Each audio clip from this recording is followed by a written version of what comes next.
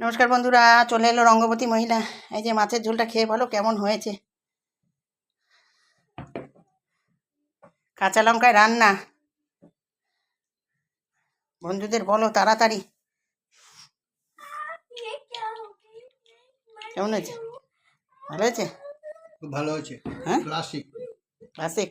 ওখানে আছে করলা ভাজা, ওখানে আছে পটল সর্ষে পোস্ত দিয়ে করা ভাপা, আর এখানে আছে কাঁচা লঙ্কা দিয়ে রান্না। কাঁচা লঙ্কায় রান্না বন্ধুরা,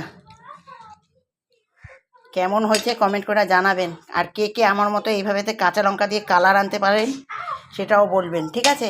না পারলে শিখিয়ে দেবো একদম, ঠিক আছে, কিভাবে আনি। আমার মেয়ের আন্টি বলতো কাকিমা কাঁচা লঙ্কায় যা রান্না করবে না, অসাধারণ, খেতেও টেস্ট একদম ফাটাফাটি হয়েছে মাছের ঝোল। তাই তো বুড়ো? খাও, টাটা। মিষ্টি খাবো।